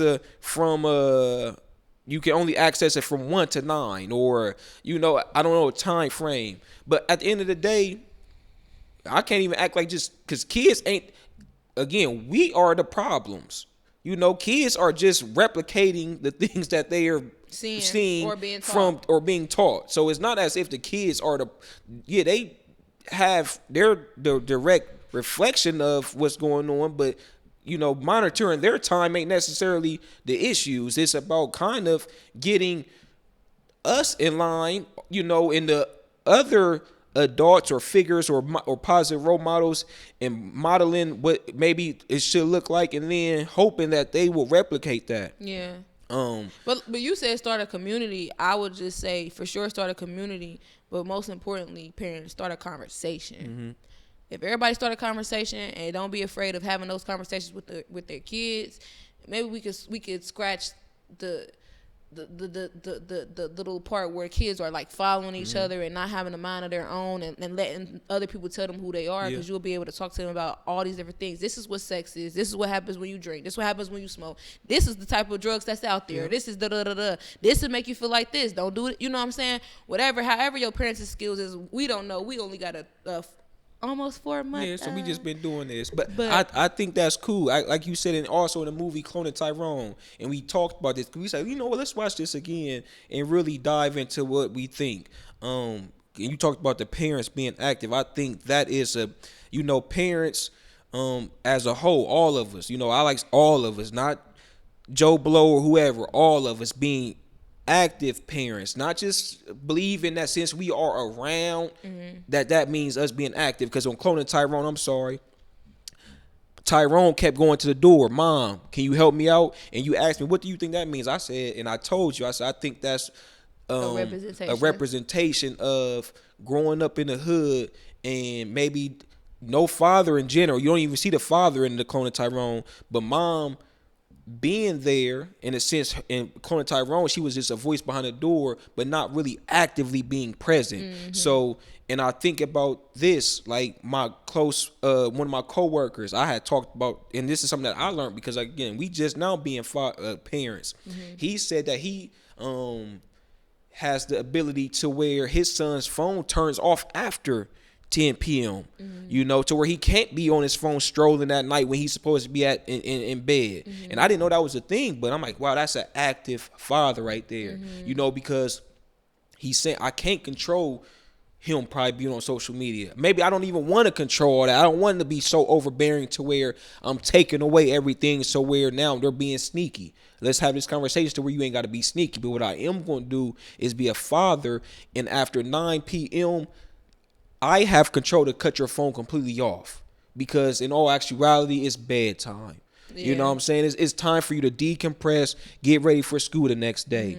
I come across so many situations to where just having conversations with kids, and it's like they have choices now. And when I say choices, I mean just as simple as going to school. Yeah. Like, I ain't feel like going today. I ain't feel like going to school today. I told my mom I ain't feel like going. I told my mom I didn't want to go. Like, so being actively present in your children's life to where that'll help. You are teaching them right from wrong, or in just the critical thinking skills. Let's go back to critical thinking skills. But like you said, to sum that up, they are a replica of what they see and what they've been taught. So we got to do better. We got to do better. That's just that. And I say we as a community. I know what you're saying, because I'm saying we as in we only got 4 months. Yeah, I'm saying our group, our area. Because like I said, my barber said, like, bro, I can't deny that people are present. I can't deny that, but are we teaching them the right things? Yeah, that's the thing, though. Are we teaching our kids? Are we okay with what they're doing? You know, so that's a true thing. We were supposed to talk about desensitization. Desensitization, but we that's a whole nother era. So we can end it on this note. We were supposed to. Maybe the next episode we can talk about it a little bit, tap on it. Let's figure out how we can tie that in. But I think we touched on a lot of different things. But I think for the most part, I definitely think it was a very good conversation. I definitely think it helped. You know, whether it's somebody even just knowing that they valued, or even just now bringing awareness to some stuff like, dang, I do be strolling looking at this, or dang, as a woman, I do just be posting this and that to get attention, or dang, do I post this to get attention, or as a man, dang, do I allow my friends to call me B? Or in every chick's DM that's on my page, am I a little am I thirsty? girl? Am I creep mode? Am I being too masculine as a woman? Yeah. Am I being too feminine as a man? These are all things that we talked about. So I definitely think, even if it's not the best education, I don't know, it's a conversation starter. Yeah, for sure. So since it's a conversation starter, I'm gonna encourage y'all and ask y'all. I gotta say this. These niggas is out here snitching with purses on. Cute. Hey, listen. You niggas out here snitching with purses on. Listen. And got y'all's fingernails done and wearing skinny jeans. This is a real problem. Y'all got that 30 on y'all, so y'all think ain't nobody gonna do nothing to y'all, but y'all really ain't tough for real. For real. Y'all got that 30 on y'all. Oh, they got the switch now. Y'all got the switch on y'all now. What's the switch? The switch is the button that's on the gun to where it like a beam. No, the switch is it turns into an automatic pretty much. You just gotta pull the trigger once and it's going to let the whole But yeah, y'all niggas out here snitching. Don't why you gotta say? I'm sorry, y'all men that's out here snitching, telling these young boys what to do. That's modeling these wrong, passive, feminine behaviors, but acting hard. Y'all ain't tough at all. Do the right thing and tell these young men right from wrong and bring them up the right way. Yeah. Take the skinny jeans out. Y'all skinny jeans is getting so tight they look like jeggings. No cap. For real. It's out of control. Y'all skinny jeans get so tight they look like jeggings. How old are y'all? Shirts up. Don't get me going. For real, bruh. For real. You pull up to the hood nowadays. It's 30 dudes out here with jeggings on and skin tight shirts with the 30 on them, with a purse on, and they fingernails done. Talking about he on demon time. Talking about you on demon time. Yeah, I bet. And you like getting your butt ate. Y'all tripping. For real. I don't know what y'all into. Hey, you are because they teaching our young boys the wrong thing. You know I'm passionate about this. Okay, but ain't nothing wrong with wanting to get your butt ate. It is something wrong. No, I'm not. Oh no, it's not. Let me stop. What you do in your bedroom is you right. But quit talking about it on social media and quit telling it. Quit. That's what I'm talking about. Bro, you are tripping. I'm talking about the thugs. It's everything. I get you. Whatever. The gangsters. Okay, that's cool. That's what I'm talking about. I ain't talking about nobody else. I got you. Gangsters. That is cool. I got you.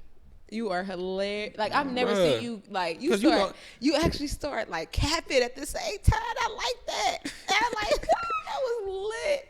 Say you. Yeah, we out of here. That's it, man. We love y'all. Appreciate it. No, you can't end it like that. You was like you. For real. Yeah. Don't get me started again. Come on, man. Like, comment, subscribe. Okay. So Thank y'all for sitting through and like listening to us, talking with us, hearing our conversation. If y'all got anything y'all would like to drop or add to it, you know we always open. We always want to hear. We appreciate y'all. We ask that y'all like, comment, subscribe, and share. Once again, like, comment, subscribe, and share. Like, do that. But yeah, also if you have anything that you want to say, drop it in the comments. You know what I'm saying? Tell a friend and tell a friend and tell a friend. Share the video. You know, we trying to get our subscribers. We trying to just do our big one, whatever. But most importantly, we trying to educate, motivate, inspire, and encourage. So I'm so happy that y'all stopped in with the neighborhood politics. And yeah, join us again. For sure. Long live Trees. Yeah, long live Trees. All right. My boy. See y'all.